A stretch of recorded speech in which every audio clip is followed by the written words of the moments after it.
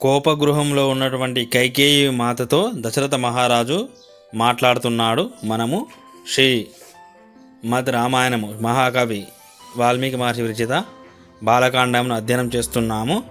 ఓం శ్రీ సీతారామాభ్యాం నమః. దశరథ మహారాజు అంటున్నాడు కైకేయి మాతతో, నేను నా వారు అందరూ నీ ఆధీనంలోని వారము.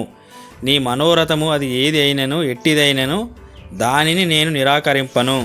నీ మనస్సులోని మాటను నిస్సంకోచంగా తెలుపుము. నా ప్రాణాములు వడ్డీ అయినను దానిని తీర్చెదను. నాపై నీకు గల అధికారమును నీవు ఎరుగుదువు కనుక నీవు నన్ను ఏమాత్రము సందేహింపరాదు. నా పుణ్యముపై ఆనా, నీ ఇష్టమును తప్పక నెరవేర్తును. ఓ కైకేయి, సూర్యరశ్మి సోకునంత వరకు గల భూమండలం అంతయు నా ఆధీనంలో ఉంది. తూర్పున గల దేశములు, సింధు సౌవీర సౌరాష్ట్రములు, దక్షిణాపథములు గల దేశము, అంగవంగ మగధ మత్స్య దేశములు, కాశీ కోశల దేశములు సకల సంపదలతో తులచూగుచున్నవి. ఈ దేశంలో గల పశు సంపదను, ధన ధాన్యాది వివిధ ద్రవ్యములను నీ ఇష్టానుసారంగా కోరుకొనుము. ఓ భయ స్వభావురాల, భూమిపై పడి దొర్లుచు ఆయాసపడుట ఎందుకు? సుందరి లేలేమ్ము, నీ భయ కారణము తెలుపుము. సూర్యుడు మంచును మటుమాయ మనొచ్చినట్లుగా నేను నీ భయమును తొలగింతును. మహారాజు అట్లు పలకగా కైకేయి కొంతవరకు ఊరడిల్లెను. ఆయనకు అప్రియమైన రామ వనవాసాదిక విషయములను చెప్పదలిచినదై మిగులు పీడించుచు ఆయనను ప్రతిజ్ఞారూపమున బంధించుటకై ఆయనచే ప్రతిజ్ఞ చేయించుటకై ఇట్లు పలకసాగాను. మన్మథ బాణములచే కొట్టబడి కామ వికారములకు లోనైన మహారాజుతో కైక అతి దారుణం గిట్లు నుడివెను. ఓ దేవా, నన్నెవరూ తిరస్కరింపలేదు, అవమానింపలేదు. నాకొక కోరిక కలదు, దానిని నీవే తీర్చవలెను. అట్లు చేయదలిచినచో ప్రమాణపూర్వకముగా నాకు మాట ఇమ్ము. అనంతరము నా కోరికను వెల్లడింతును. మిక్కిలి కామ పరతంత్రుడై ఆతురతో ఉన్న దశరథుడు ఆమె శిరస్సును తన ఒడిలోకి చేర్చుకొని, నేనెల్లప్పుడూ నీ ఆజ్ఞానువర్తినే కదా, ఇంకా ప్రతిజ్ఞతో ఏ పని ఏమి అను భావంతో ఒకంత దరాసమునర్చెను. తన పాచిక పారుచున్నదని చిరునవ్వు చిందించుచున్న ఆమె యొక్క కేశములను నిమురుచు అతడు ఇట్లు వచించెను. ఓ సౌభాగ్య గర్విత, స్త్రీలలో నీవే నాకు ఎంతయో ప్రియతము రాలవు. పురుషులలో నాకు నరోత్తముడైన రాముని కంటే ప్రియమైన వాడు మరియొకడు లేడు అని నీ వెరుగవ. అజేయుడు, రఘువంశజులలో ప్రముఖుడు, మిక్కిలి బుద్ధిమంతుడు, నాకు ప్రాణముల కంటే మిన్నైన వాడైన ఆ రామునిపై ఒట్టు పెట్టుకొని చెబుతున్నాను. నిజముగా నీ మనసులోని కోరికను ప్రకటింపుము. ఓ కైకేయి, నా చిన్నారి రాముని చూడక ఒక్క క్షణకాలం పాటైన నేను బ్రతికి ఉండజాలను. అట్టి రామునిపై ప్రమాణం చేసి నుడువుచున్నాను. రాముని కొరకై నేను నా ప్రాణములను కానీ తదితర కుమారులను కానీ బంధుమిత్రులను కానీ త్యజించుటకు సిద్ధము. ఆ శ్రీరామునిపై బాస చేసి పలుకుచున్నాను. ఓ కళ్యాణి కైకేయి, నా శపథములను గమనించి నా హృదయమును అర్థం చేసుకొని నన్ను ఉద్ధరింపుము. నా త్రికరణ శుద్ధిని గుర్తించి యోగ్యమైన రీతిలో నీ కోరికను వెల్లడింపుము. నీపై నాకు గల గాఢానురాగమును దృష్టిలో పెట్టుకొని నాపై సందేహమును వీడుము. నా పుణ్యములపై ఆనా, నీ కోరికను తీర్చి నీకు ప్రియమును కూర్చెదను. మంతర ఉపదేశించిన రీతిగా శ్రీరాముని వనవాసము, భరతుని పట్టాభిషేకము జరగవలనే సంకల్పం గల కైకేదేవి తన అభిప్రాయమునకు అనుగుణంగా దశరథుడు శపథం చేసి ముందునకు రాగా తన కుమారునిపై గల పక్షపాత బుద్ధితో సంతోషించుచు ఆయనతో దుస్తమైన మాటలెట్లు పలికెను.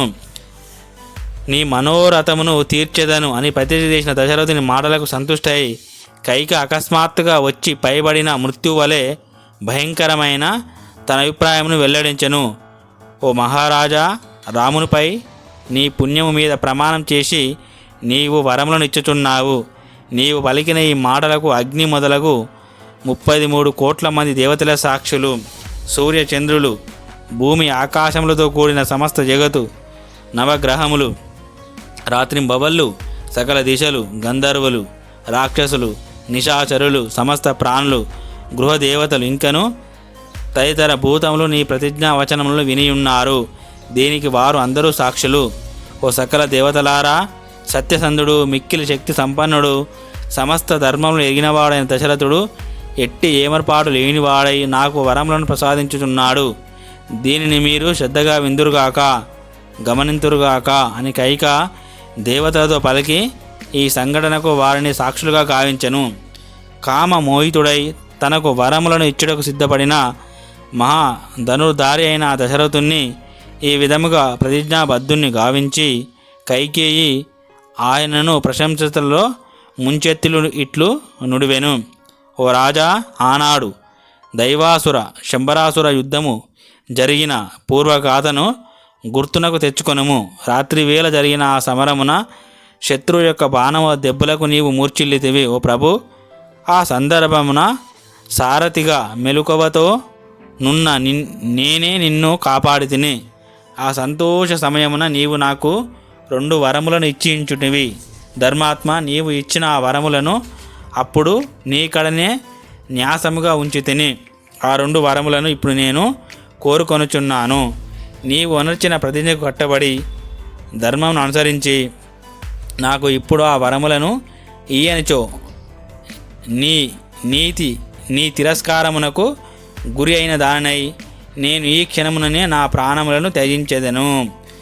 వేటగాడు జింకవలే అరచుడచే ఆ శబ్దమునకు ఆకర్షింపబడిన లేడి పరుగున వచ్చి వలలో చిక్కుకొని వినాశనముకు లోనగును. అట్లే దశరథుడు ఇదివరలో తానిచ్చిన వరములను గుర్తు చేయుచు కైక పలికిన మాటలచే ఆమెకు వశుడాయను. అతడు తన ప్రతిజ్ఞను అనుసరించి ధర్మమును కట్టుబడి కైక పన్నిన మాయాపాశములలో చిక్కుకొని ప్రమాదమును కొని తెచ్చుకొనెను. అతడు ఒక్కసారిగా కొయ్యబారెను. ఆ పిమ్మట కామమోహితుడు వరములను ఇచ్చిన వాడు అయిన దశరథునితో కైక ఇట్లు అనెను. ఓ మహారాజా, అప్పుడు నీవిచ్చిన 2 వరములను నేను ఇప్పుడే అడుగుచున్నాను. సావధానుడవై ఆలకింపుము. ఓ నాథ, శ్రీరాముని కొరకై ఏర్పాటు చేయబడిన సామాగ్రి తోడను సన్నాముల తోడను నేడే నా భరతుణ్ణి యువరాజ పట్టాభిషిక్తుణ్ణి గావింపుము. ఇది నా మొదటి వరము.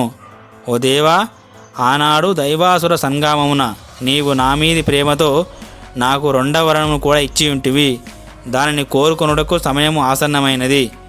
శ్రీరాముడు నారచీరలు జింక చర్మమును ధరించి జటాధారి అయి దండకారణ్యమునకు వెళ్ళి తాపస వృత్తిలో అచట 14 సంవత్సరములు నివసింపవలెను. ఇది నా 2వ వరము. నేడే భరతునకు ఎదురులేని అంటే శత్రు ప్రమాదం లేని యువరాజు అధికారము దక్కవలెను. ఇప్పుడే నేను చూస్తుండగానే శ్రీరాముడు వనములకు వెళ్ళవలెను. ఇవియే నా అభిష్టములు. ఇదివరలో నీవిచ్చిన వరములను నేను కోరితిని. రాజులకే రాజువైన మహారాజువైన నీవు సత్యమునకు ప్రతిజ్ఞకు కట్టుబడియుండు. నీ వంశము శీలమును రక్షించుకొనుము. నీ జన్మను సార్థకము చేసుకొనుము. మానవులకు ఈ లోకమునందు పర స్వర్గలోకమునందు సకల సౌఖ్యములను ప్రసాదించుటకు సత్యవాక్య పరిపాలనమే అత్యుత్తమ సాధనమని తపోధనులు నుడువుదురు. అంతటా ఆ దశరథ మహారాజు కైకేయి పలికిన కర్ణ కఠోరమైన వచనములను వినినంతనే మిగులు చింతాక్రాంతుడయ్యను. మరియు ఒక క్షణకాలము పాటు మిక్కిలి పరితాపమునకు లోనయ్యను. సామాన్యముగా సత్ స్వభావం గల కైకేయి రామ పట్టాభిషేకమునకు విఘ్నకరంగా ఇట్టు పలుకుట అసంభవము కనుక ఇది స్వప్నము కావచ్చును. నిద్రయే లేని నాకు కల వచ్చుట ఎట్లు, లేక ఇది నా చిత్త భ్రమ కావచ్చును. భ్రమపడుటకు కారణమేదియూ కనబడదు. అందువలన ఇది జన్మాంతర సంఘటన స్మృతియా, జన్మాంతరమునందు ఇట్టి పరిస్థితి అసంభవము. కాబట్టి నా మనసునకు ఉన్మాదం ఏర్పడినదా అని పలు విధముల చింతించుచు రాజు దుఃఖపడసాగాను. కైకేయి యొక్క మాటల దెబ్బలకు స్పృహను కోల్పోయిన దశరథుడు కొంతసేపటికి తెప్పరిల్లి మరలా దుఃఖితుడై ఆడు పులిని చూచిన లేడి వలె గిలగిలలాడెను. పిమ్మట అతడు కటిక నేలపై చతికిలబడి పాములవాడు గీచిన వృత్తాకార మండలమున మంత్రములచే బంధించబడిన మహావిషసర్పం వలె నిట్టూర్పులు విడవసాగాను. ఛీ, ఏమిటిది అని పలుకుచు ఆ మహారాజు శోక భారముచే చైతన్యమును కోల్పోయి మరలా మూర్ఛితుడయ్యెను. చాలా తడవునకు స్పృహ రాగా రాజు ఎంతయో దుఃఖితుడై క్రుద్ధుడై తన చూపులతో కైకేయిని దహించి వేయుచున్న వాని వలె చూచేచు ఆమెతో ఇట్లు అనెను. ఓసి క్రూరురాలా, దుష్టురాలా, వంశఘాతకురాలా, పాపాత్మురాలా, రాముడు నీకు చేసిన అపకారమేమి? నేను చేసిన దోషమేమి? ఆ రాఘవుడు అనుక్షణము నిన్ను తల్లి వలె సేవించుచున్నాడు కదా.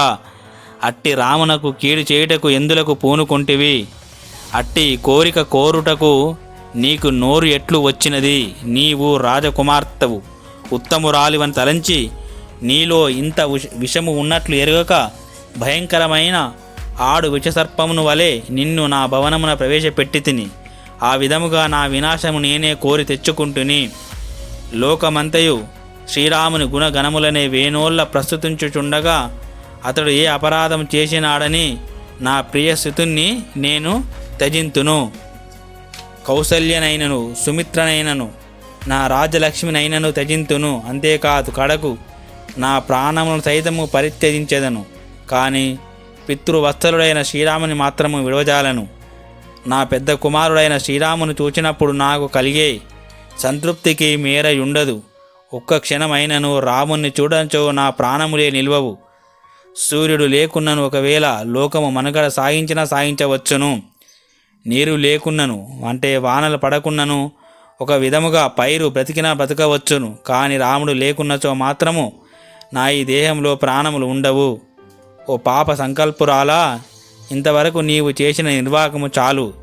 ఇంకా శ్రీరాముని వనములకు పంపేటి ఆలోచనలను నీ మనసు నుండి తొలగింపుము. శిరస నీ పాదములకు ప్రణమిల్లేదను. ఈ దీనుణ్ణి కనికరింపుము. ఓ పాపాత్మురాలా, ఎంతటి దారుణమైన దురాలోచన నీ మనసునకు ఎట్లు వచ్చినది? భరతునిపై నాకు ప్రేమ ఉన్నదో లేదో తెలుసుకొన కోరుచున్నావా? అయితే సరి, భరతుణ్ణి యువరాజ పట్టాభిషిక్తిని చేయము అని మొదటి వరం కోరితివి, అది నాకు సమ్మతమే. ఇదివరలో రాముని గూర్చి అతడు పెద్ద కుమారుడు, సర్వశుభ లక్షణములు గలవాడు, ధర్మవర్తనలలో ప్రథముడని నాతో నీవు మాటి మాటికి నుడివియుంటివి. ప్రియ భాషినివైన నీవు నా తృప్తి కొరకై అట్లు చెప్పి ఉండవచ్చు. లేక నీకు రాముడు వనర్చిన సేవలను బట్టి నీవు ఆ విధముగా నుడివి ఉండవచ్చును. ఇప్పుడు రామ పట్టాభిషేక వార్తను విన్న పిమ్మట ఇతరులు చెప్పిన చాడీలకు లొంగి శోకమున మునిగి ఈ కోపగృహమున ప్రవేశించితివేమో. ఆ కారణముననే నన్ను ఇట్లు మిక్కిలి బాధించుచుంటివి. ఓ దేవి, ఇంతవరకు ఇక్ష్వాకు ప్రభుల వంశము నీతి నియములకు నిలయము, పేరు ప్రతిష్టలకు పెన్నిది. ఆ వంశమున మెట్టిన నీకు ఈ విపరీత బుద్ధి ఎట్లు పుట్టినది? దీనివలన ఆ సద్వంశమునకు గొప్ప అనర్థం సంభవించును. ఇది అనర్థ సూచకము. ఓ విశాలాక్షి, ఇంతవరకు ఎన్నడూ నీవు నాకు హితము కాని పనిని చేసి ఉండలేదు, అప్రియ వచనములను పలికి ఉండలేదు. కనుక నీవు పలికిన ఈ మాటలను నేను విశ్వసించుటలేదు. నన్ను పరీక్షించుట కొరకే ఇట్లు పలుకుచున్నావేమో. కపట మెరుగని కైకేయి, బుద్ధిమంతులైన భరతుడు, శ్రీరాముడు ఇద్దరు నాకు సమానులైన పెక్కు సందర్భంలో కథలుగా ప్రేమతో నీవు నాతో చెప్పుచుండేదానివి కదా. ఓ దేవి, ధర్మాత్ముడు యశస్వైన శ్రీరాముడు 14 సంవత్సరాల కాలము వనములో నివసించుట నీకు ఎట్లు రుచించుచున్నది? ఈ అకృత్యమునకు ఎట్లు పాల్పడుచుంటివి? అధర్మ కార్యము చేయుటకు భయపడు నీ స్వభావము ఏమైనది? ఓం శాంతి శాంతి శాంతి. హరి ఓం తత్సత్. సర్వం శ్రీరామకృష్ణార్పణమస్తు. తర్వాతి భాగంలో దశరథ మహారాజు తన యొక్క వేదనంతా కైకేయి మాతకు చెప్తాడు, రాముణ్ణి వనవాసం వద్దని. అద్భుత ఘట్టాన్ని చూద్దాము.